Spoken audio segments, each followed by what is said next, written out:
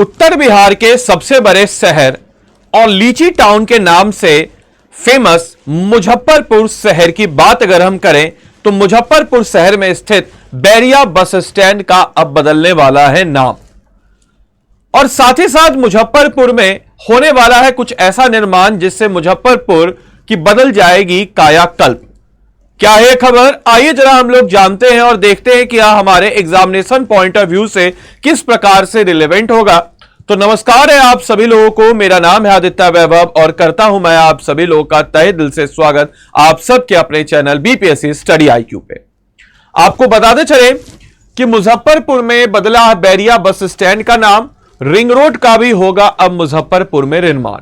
सबसे पहले अगर हम बात करें कि आखिर रिंग रोड क्या होता है, तो रिंग रोड जैसे अगर हम बात करते हैं, यह हमारा एक शहर है, तो इस शहर के चारों ओर आउटर साइड पे एक रिंग के रूप में एक रोड होती है, जहां पे ट्रैफिक ना के बराबर होता है क्योंकि इंटरनल शहर से होकर नहीं गुजरती है।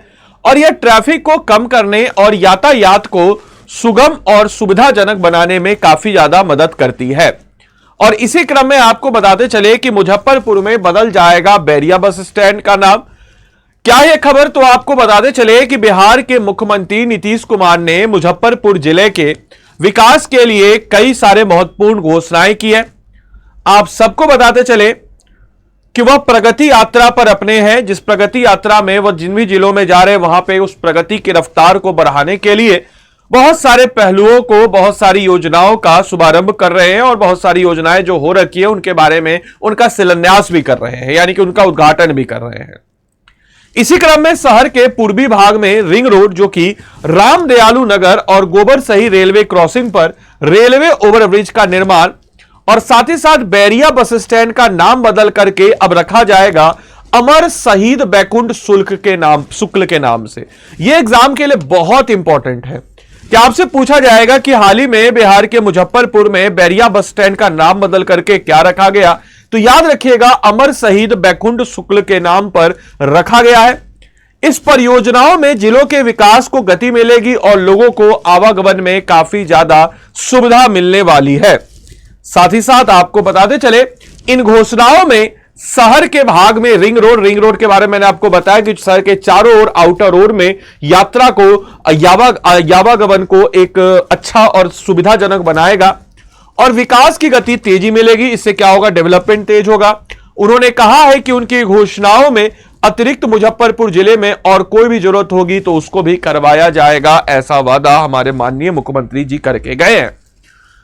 इसके अलावा आपको बताते चले इस रिंग रोड से फायदा क्या क्या होगा, तो इससे जाम की समस्या दूर होगी और साथ ही साथ सीतामढ़ी, दरभंगा और नए राष्ट्रीय पथ संख्या 527C की ओर जाने में समय में काफी बचत होगी। आपको बताते चले मुजफ्फरपुर के एक तरफ सीतामढ़ी, मुजफ्फरपुर के दूसरी तरफ अगर आप बढ़े तो आपको दरभंगा और एक तरफ बढ़े तो आपको छपरा, तो एक समझिए कि एक जबरदस्त लोकेशन पे आपको नजर आता है। साथ ही साथ मुजफ्फरपुर के लोगों को दरभंगा एयरपोर्ट भी जाना होता है अपने फ्लाइट को पकड़ने के लिए, तो उनका भी समय में बचत होगी।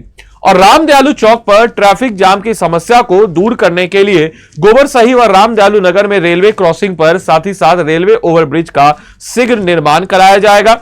सभा चौक से मरीचा चौक तक पथ निर्माण कराया जाएगा और यह पथ बहुत ही महत्वपूर्ण होने वाला है।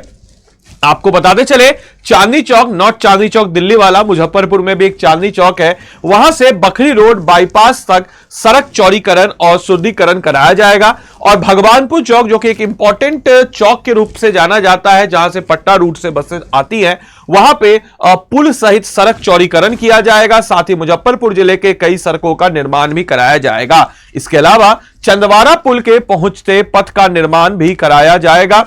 और साथ ही साथ गायघाट प्रखंड की बात जब हम लोग करते हैं तो इस गायघाट प्रखंड में भटगामा से मधुरपट्टी घाट तक पुल का भी निर्माण कराया जाएगा। तो इस प्रकार से मुजफ्फरपुर के विभिन्न जगहों पर पुलों का निर्माण के साथ साथ सड़क चौड़ीकरण के साथ साथ सौंदर्यीकरण के ऊपर भी एक विशेष योगदान या विशेष जो है आने वाली परियोजनाओं में आपको देखने को नजर आएगा। एंड मोस्ट इंपॉर्टेंटली अमर शहीद बैकुंठ शुक्ल के नाम पर बैरिया बस स्टैंड का नाम जो है किया जाएगा। इसके अलावा अलावा अपनी इस प्रगति यात्रा में दूसरे चरण में रविवार को यहां पे पहुंचे मुख्यमंत्री नीतीश कुमार ने समरालय में विकास परियोजना की समीक्षा की और उन्होंने यह भी प्रोत्साहन किया कि हां भाई काफी जगह अच्छा काम हो रहा है, जो भी अधिकारी हैं और जो भी इनसे जुड़े हुए टेंडर जिनको मिला है वो काफी बेहतर काम कर रहे हैं। इसके तरफ भी उन्होंने काफी अच्छी तौर से इशारा किया।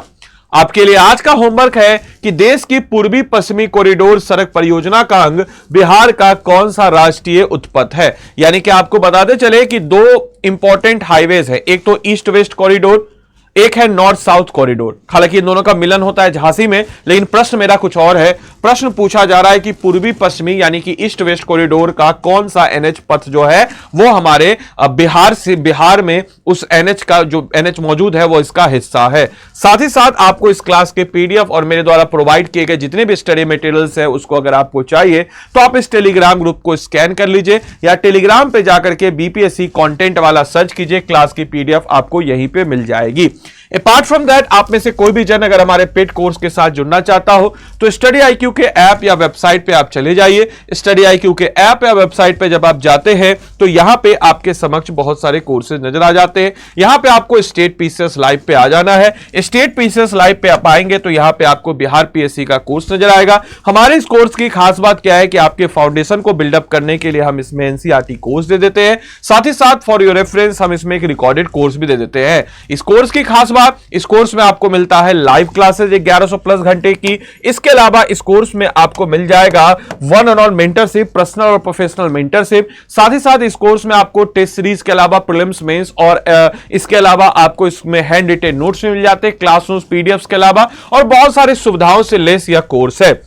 इस कोर्स में मोस्ट इंपॉर्टेंट फीचर जो इसका यह है वो ये है कि अगर आप इस कोड का इस्तेमाल करके इस कोर्स को लेते हैं तो आपको मैक्सिमम डिस्काउंट, साथ ही साथ आपको 100% स्कॉलरशिप भी आप पा सकते हैं। कैसे? तो प्रीलिम्स, मेंस और इंटरव्यू तीनों की तैयारी आप कीजिएगा 2 साल की वैलिडिटी के साथ। और इतना जब हम मेहनत करेंगे तो आपका प्री पहला स्टेज निकलेगा। जैसे ही पहला स्टेज निकला 100% रिफंडेबल आपको ये सारा पैसा हो जाएगा जो भी मोड ऑफ पेमेंट से आपने पेमेंट किया हो। और इसके बाद हम मेंस के लिए आपको तैयार करेंगे अलग से बैच में, और इंटरव्यू के लिए हम को पट्टा में तैयार करेंगे अपने ऑफलाइन सेंटर में। तो इतनी सारी सुविधाओं से लेस यह कोर्स है। अपने आप को एनरोल करके अपनी तैयारी को मजबूती कीजिए और बीपीएससी एग्जाम क्लियर करने का जो आपका सपना है उसको आप सब लोग पूरा करें। धन्यवाद and thanks for watching this session. Thank you.